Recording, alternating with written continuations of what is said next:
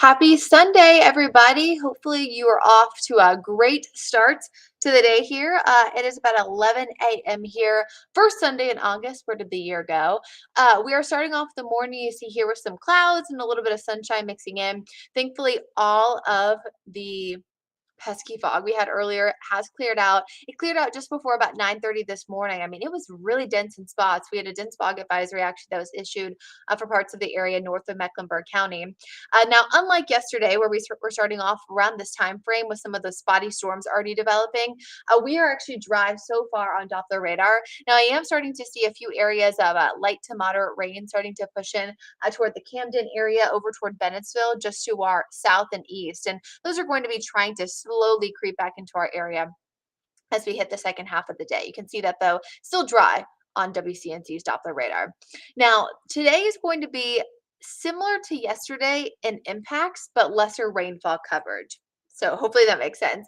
So we were a little bit more numerous with the storms yesterday. Today, more scattered. So just less people will see storms, but the overall impacts are pretty similar. We will have pockets of heavy rain. There's so much atmospheric moisture right now. I mean, truthfully, if you could take all that moisture and put it in a sponge and just squeeze it out, it would be gross. I know Brad's been talking about this a lot this week, but we're really seeing the humidity level similar to what areas in South Florida would see. So this is above average. It is more humid of a summer than we're normally used to here in Charlotte. Now, other than the isolated heavy downpours leading to isolated flash flooding, there will be some frequent lightning, just like yesterday. And we do have some scattered wind gusts above about 40 miles an hour possible, but I do think we'll stay away from that severe criteria, which is just under 60 miles an hour. So no widespread downbursts expected today. So you'll see as we go hour by hour with future casts, we will see some of those scattered showers and storms, mainly as we get closer to about 2, 3, 4, 5 o'clock, mainly toward the mountains and foothills. You'll see that better flash flooding potential today, kind of like what we had yesterday with a few flood advisories issued. But overall, I think today is really one of those typical August days, right? Scattered storms, about a 40% chance of rain, high temperature around 90, and we'll see those feels like temperatures in the upper 90s. Now, what you'll notice about this graphic is that we see those scattered storms today, we see them tomorrow, Tuesday, and Wednesday. But look at Thursday. See how we spike at 60% and then drop to about 20 by Friday? This is because we are going to be watching the potential for dip in the jet stream, a cold front, storm system, whatever you want to call it, moving through the Carolinas and actually bringing us some big changes toward the end of the week. But as the storm system moves through, we know storm systems like that, cold fronts, typically do dump a decent amount of rain across the area. So we're going to be watching Thursday as likely our rainiest day. But if you keep up with anything in astronomy, you may be thinking, Brittany, that's also the peak day, Thursday into Friday, of not just the full moon, but the Perseid meteor shower. You would be correct. So the Perseid meteor shower peaks this coming Thursday and Friday, mainly Thursday night and into Friday morning. Now, this year is going to be a bit interesting. So here's Futurecast. This is the European model by midnight on Friday morning. And you can see that they're mostly clear. I mean, the clouds and the storms will be mostly cleared out by that point, at least according to this model. We have some time to watch it, but it does look like the conditions in terms of the weather won't be impacting you too much.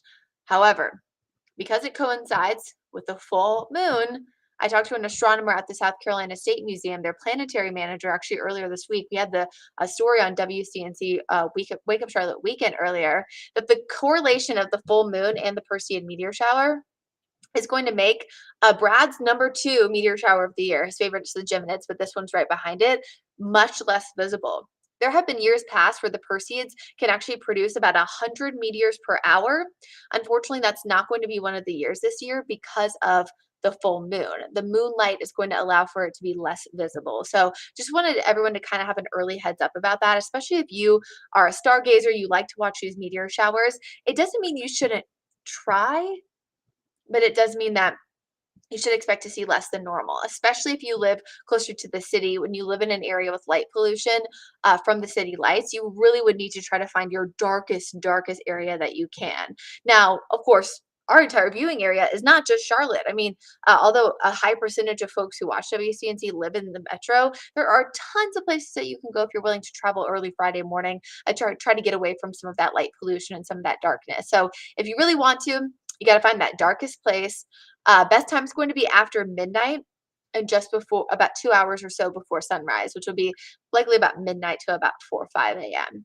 Right now, I'm looking at a partly cloudy to mostly clear sky. And again, it's going to be less visible than normal because of that full moon. So let's talk about the full moon because I know a lot of folks like the full moon too, right? Maybe you don't care as much about the Perseid meteor showers you do about the full moon. And if you're curious actually to see my interview with the astronomer there from South Carolina State Museum, that is going to be available on our WCNC.com website and as well as the WCNC Charlotte mobile app. So the August full moon, it peaks this Thursday, August 11th at 9:35 p.m. Now, of course, I mentioned the impact of the Perseids. The moonlight's going to make the meteors a little bit more difficult to see. But what's pretty cool is it's actually also called the sturgeon moon. That's actually named after the North America's largest fish. I love to hear some of these fun facts, right, that we hear about these full moons. So again, the August full moon, it peaks this week, Thursday night. It is going to correlate with the Perseid meteor shower that peaks the same evening, and that full moon is going to impact your viewing. Now, something interesting the astronomer told me, and this is something that some of you might know, I just didn't. Not only we talked about, of course, the peak, we talked about that it's the comet Swift-Tuttle. That is the reason why we see this particular meteor shower. We talked about the fact that the meteor showers are named for the constellation that they kind of spin out from, but they're not. It is not caused by the Perseus constellation. So I just wanted to throw that out there. But what I thought was interesting was that I asked him, if there's any folks out there who don't, he said you don't need a telescope, you don't need binoculars. And I said, okay, well, so since this year is going to be so hard to see, what can folks do if they really want to help their impact, like their chances of seeing them? He said that honestly, buying the telescope, buying the binoculars is essentially useless with a meteor shower. It essentially does nothing. Sometimes folks can set up a camera and do like a long exposure, which I know the really talented photographers we have here in the Carolinas. I've seen some of those, but really getting binoculars, getting a telescope, it doesn't help, which I thought was interesting. So definitely something you don't want to buy because it's not going to help. So of course, we talked about the scattered storms the next few days. We talked about the higher rain chances on Thursday. We talked about how the clouds should clear out in time for the meteor shower, but that the full moon is going to impact visibility. So let's talk about my favorite part of the forecast. If you didn't watch this morning, this may be a bit of a surprise. I talked about this a little bit yesterday, but getting a little bit deeper here today. So this storm system, this cold front, is going to move through.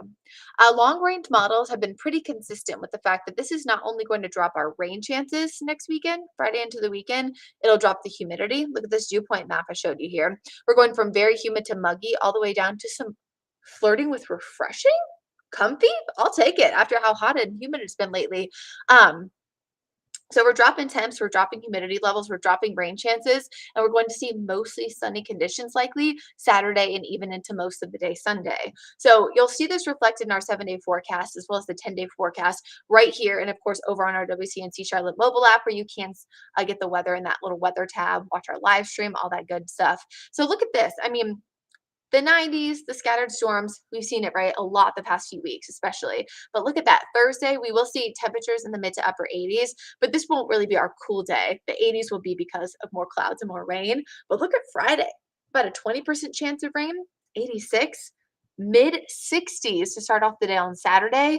85 degrees, that forecast high, and that'll be low humidity. And I do expect that to at least continue into next Sunday. And then I was looking at the 10-day forecast this morning, and oftentimes when you get past 7 days, with some of our model data, things trend toward the climatological normal. So things aren't as accurate, past the 7-day mark.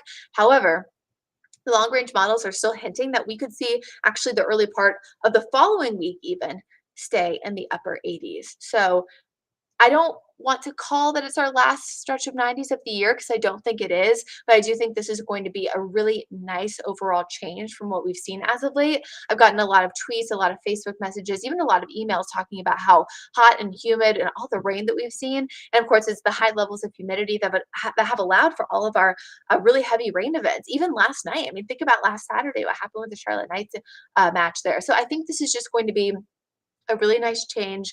I hope you all enjoy it. If you do have plans to be outside on Thursday, I would keep a close eye on the forecast. As we get closer to the event, we'll know more so. Is this going to be a morning rain event? Will it be a nighttime rain event? Will things clear out, for example, by anything you got going on late in the evening? practice. I know a lot of the kids aren't back in school yet, but I know when I was a kid, we started kind of those like soccer practices, things like that a little bit earlier before school started. So if you have anything going on, you just want to keep an eye on the forecast for Thursday. But at least for now, I think if you have plans Friday, Saturday, and even next Sunday, you will be good to go. So again, just to sum this up, storms, hot and humid now through Wednesday. Scattered storms, higher rain chances Thursday. Drop in temps, drop in humidity, drop in rain chances next week. And it does look like the full moon, which peaks on Thursday, is going to at least slightly, if not significantly, impact your viewing of the Perseid meteor shower Thursday night and into Friday. Of course, we got more all coming up this week. I'm doing another story on the Perseids. Our very own chief meteorologist, Brad Panovich, loves these meteor showers. He'll be talking about it too. So tune in this week. Download that WCNC Charlotte mobile app to get all the latest forecasts and, of course, have all of our weather data in the palm of your hand. And I hope you have a great first Sunday in August and a great second week in August starting tomorrow. I will be back tomorrow morning, actually, once again on Wake Up Charlotte weekend or Wake Up Charlotte during the week, doing traffic and midday weather with Larry Sprinkle, Ben Thompson, and Sarah French. See you guys then. Have a great day.